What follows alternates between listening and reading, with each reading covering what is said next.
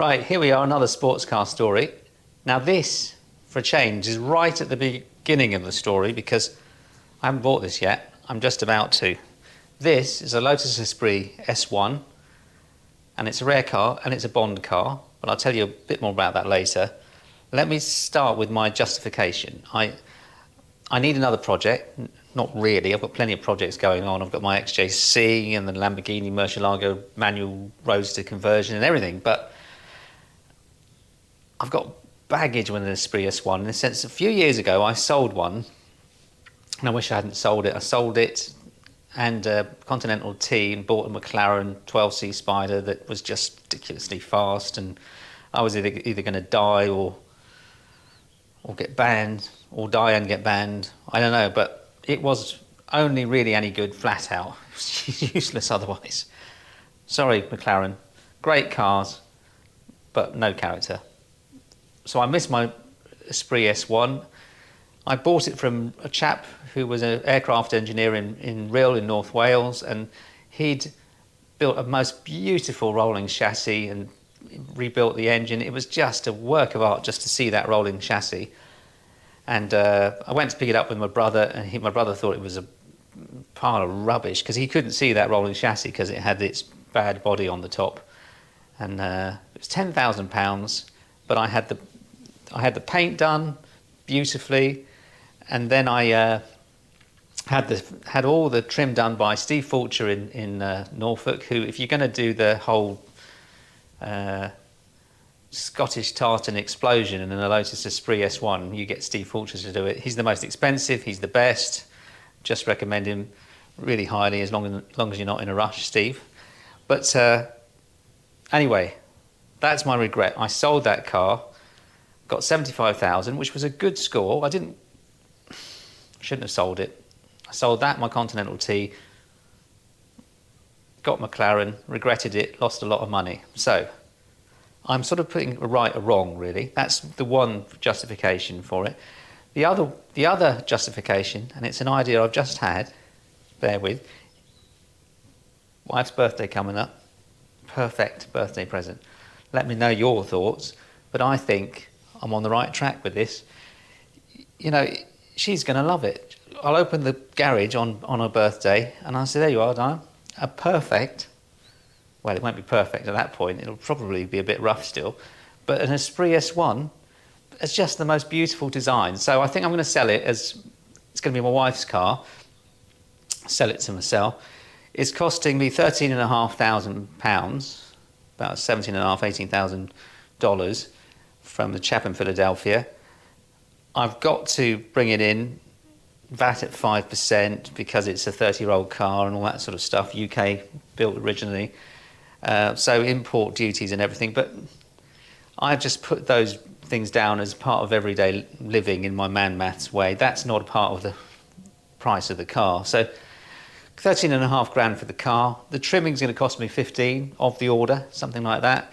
You know, Steve Fulcher's not cheap. But saying that, we might not need to trim it. I'll show you some pictures in a minute of the interior, but it would need some trimming, but maybe not the full Steve Fulcher package. Just as a quick aside, if you look on YouTube at Quest TV, they did a Lotus Esprit S1 and Steve Fulcher trimmed that, so you get an idea of what he's capable of. He's brilliant. Anyway, that's an aside. He's not sponsoring me, Steve, and he won't take any prisoners. He'll still charge me the full whack. But so justification, it's a reasonably good deal, I think. By the time I've spent the money on the trim and the rolling chassis and everything, I'll still be way under the 75,000 that I sold my last car for.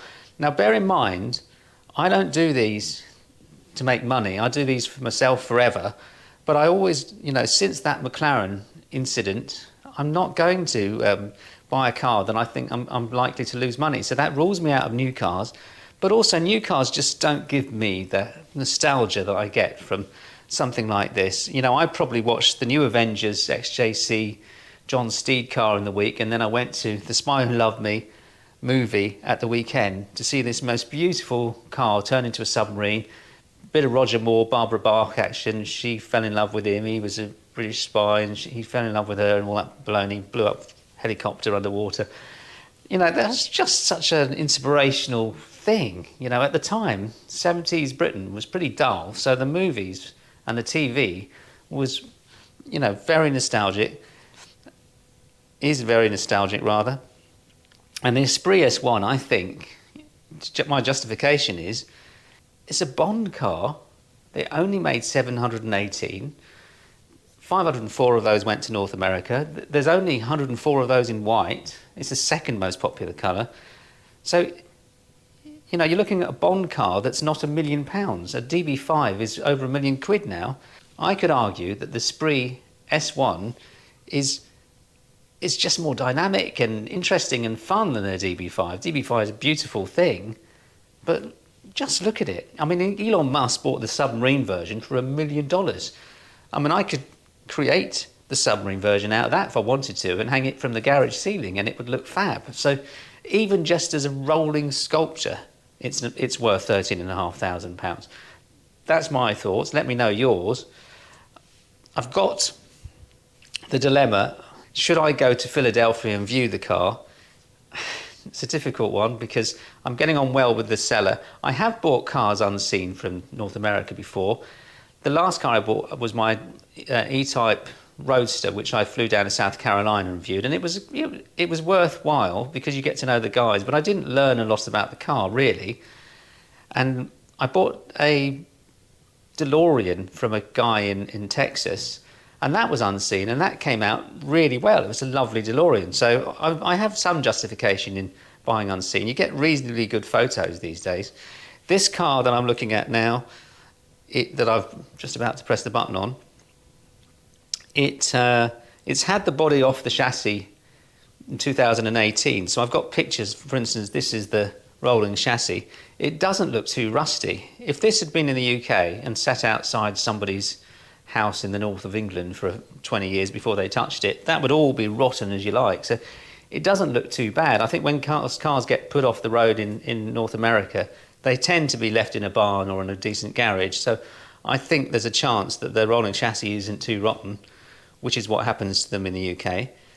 There's some signs that the chap in 2018 tried to start it. There's a picture of a funnel and he's built some fuel tanks. So it might well start, but we've got to decide or assume that that engine needs a complete rebuild.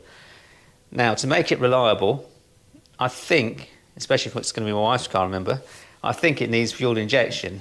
And that's one thing that I didn't like about the car that I had, is it fluffed a lot in traffic. It needed something like fuel injector to make it daily reliable. And I think there's no problem with getting the big valve engine reliable because they did it in later iterations of the Esprit. I was thinking about putting a Z-Tech engine in it because Spider chassis were doing that for quite a while, but I don't think it'll have the right noise, and I think the noise matters an awful lot with the Esprit. It's quite a meaty noise if you watch videos of it. I'm not sure if they use the right noise in the Bond movies because it sounds like something else, but they always overdubbed in those days. Sure they did. Anyway, I'm going to buy it, Philadelphia, get it to New York. There's a little bit of an issue with the docks because of the bridge being hit in Baltimore. That means it's taken out one set of docks, which is loaded up New York, so it's probably going to push up the price of import. But let's see. I'm going to look into that. So justifications, it's a good buy, fantastic birthday present, and I don't think there's any risks with it except see what turns up at the dock. I mean, even just that body shell sitting in the corner of the garage is worthwhile to me for £13,500. Let me know your thoughts, but I don't think I can go wrong. In a later video, if you subscribe, you'll see me picking this up in Southampton, see if it's what I hoped it would be. There's a chance that it's not right. I think all the signs are that it's good. This number plate surround needs changing. That's the US surround. But it's already had the federalised bumpers taken off and European bumpers put on, which is, again, a lot of money. One of the issues we've got, or I had with the last Esprit I had before, is these things like this window surround, if that's missing, what a pain to get those things. It's really difficult. It appears that most of this car is complete. I'm not sure about this fuel filler. The chap thinks it's in there somewhere, but I have to assume the full fuel filler's missing. But beyond that, I think it's mostly complete. And if you look at the interior shots, if I just go to that, you see that chassis member looks pretty good to me.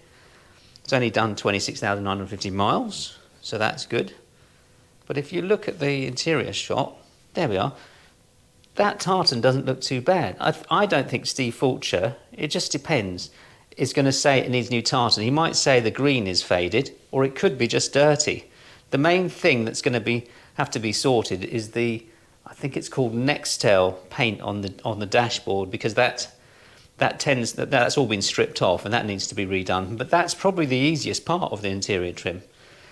So anyway, next time you see this car, it'll be as they open the container at Southampton docks, and you'll be able to see whether I've actually bought a pup or not. You'll see it in my face probably.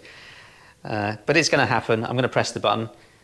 Just to say, it's not going to be my wife's birthday present. I think that's just a joke, darling. Even just the thought of that has probably lost me points. It's not going to happen. This is not going to be a birthday present. This is going to be a good investment. And I think, know my cars, it's the way I do, and it's a Bond car, 718 made, only 104 in white. They got to go up. And I think, when I sold it before, I thought I'd missed the boat. I don't want to miss that boat. And I think this is worth buying. Let me know what you think. Thanks for watching, and I'll look forward to seeing you soon.